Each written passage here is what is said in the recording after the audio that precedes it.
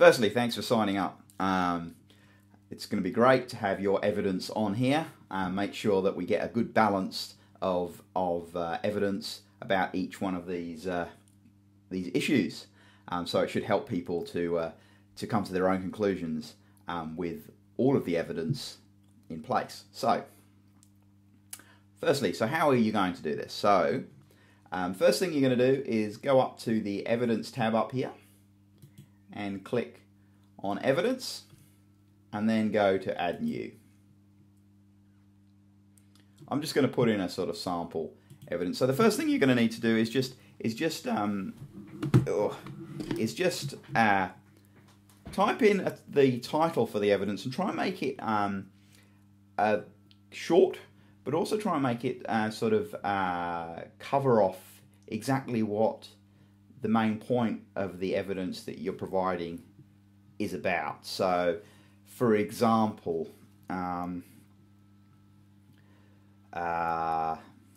current dosage, current recommended dosages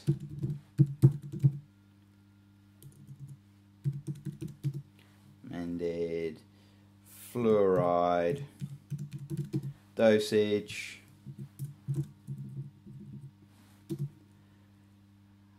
shown to cause fluorosis. I'm just making this up, but I'm just trying to show you how by reading that title you'd know what the excerpt was, and then what you need to do is copy an excerpt. And I'll tell you what I'm going to do. I'm just to make life easier, I'm going to go to the website. So I'm not suggesting that you do this, because that wouldn't be very useful, would it? So I go to the website, and I'm just going to go to the blog. I'm going to find that blog post. I want that. Okay, I don't want that. Let's go to go to here.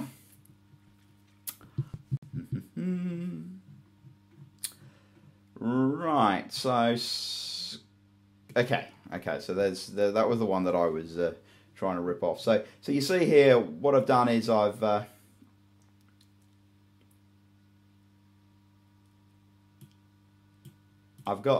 the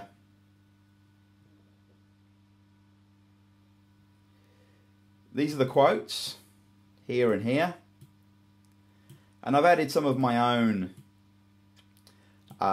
text here. The important thing is that the text isn't really your assessment of the quality of the evidence, but it's more to try and help the reader to put it into perspective. So just so that you can understand where it's come from. Especially if you've got maybe two excerpts, you might want to know how the first excerpt relates to the second excerpt, and then there might be a summary, on the top as to maybe why you thought that this evidence was important to include, so that people can weigh it up on the to make their own decision about what they think about, in this case, fluoridation in the water. So the other things you can see, this is an output of one of the evidence things, and you can see that you've got the title, which we've already covered. Then we've got the source, and I'll show you where you enter that.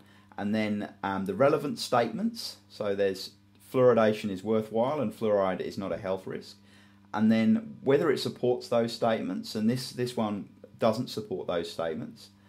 And then the other bit that we've covered. So and then at the bottom here you've just got the people can then add comments on that and tell you assess the evidence. And that's the place for assessing the evidence. So if you want to submit some evidence, and then also submit your opinion on the evidence as to why you think it's important, or maybe it's a common piece of evidence that a lot of people see, but is actually fallacious for one reason or another, then you can provide your feedback there to start the ball rolling on that. So getting back to the page, so copy the text in here, and then down here, this is where you put the source. So the evidence source, that's important that that source is actually the where you got that text from. So, you know, if this has come from the World Health Organization website, that source is not the World Health Organization website. That's the page, or maybe even the PDF that you found where you got that text from. And that just makes it easier for people to actually get straight to the data that you found yourself, so that they can assess it. The next one is the sorry, I got that wrong. That was the evidence URL. The evidence source is the name of the organisation that's provided that. So in this case, it would be the World Health Organization. The evidence URL.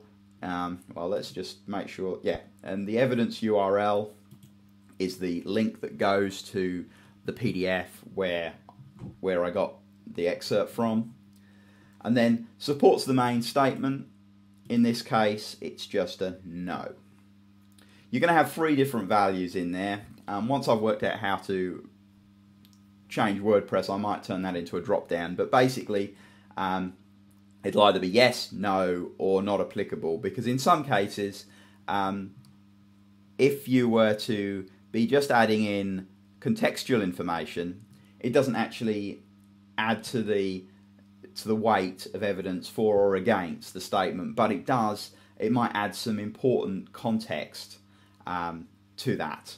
So that would be an NA in that case. So you can just ignore that. I haven't worked out how to get rid of this box yet, so just leave that.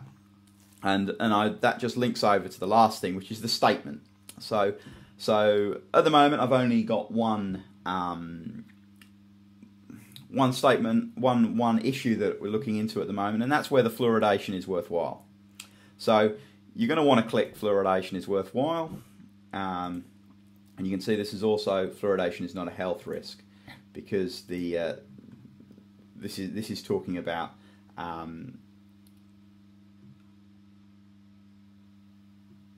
this is quite an interesting bit of evidence actually. This is on the World Health Organization website. And they're actually talking about the issues with fluoride and fluoridation. Quite interestingly, at levels that are recommended in the website. So, but there are potentially other reasons why they could have a high level of fluoride. You can get, in some areas of the world, that you can get very high levels of fluoride, and then just naturally through food and through the water, and then they could be fluoridating on top of that as well. So it would be a bit deceptive just to say that this is evidence that fluoride is bad at the recommended levels, but it does definitely not support the statement that it's worthwhile. So that would be a no there. So it would be fluoridation is worthwhile and fluoridation is not a health risk. So they need to be updated. Also, it'd be nice if you could add a featured image. So I'm just gonna, I'll fix that. But click on that, and then you're going to be able to add in an image, and that will be the image that is shown just here, and also next to it just here. And it would be good if the image was of the organisation where you found the information, or that represented, the information. So in this case, I've got the picture of Dr. Arvid Carlson here, and here a rather scary looking video about fluoride. Here this doesn't really come out very well. I need to sort that out. Sometimes you'll find that the images will clip because they're supposed to be a square and the image is actually a rectangle. So it'd be really nice if you could make it a square, or find one that's a square. Would be fantastic. So I think I've covered it. So thanks again for signing up and taking the time to actually add some evidence to this. I think in time this approach will be really useful for other people. It's also a useful exercise for everybody doing it to sort of get in the mindset of a more logical approach to tackling research and coming to conclusions, and hopefully By participating, you're going to learn some stuff and maybe get some good actionable knowledge out of the whole thing, and make a few changes maybe. Who knows? So thanks again.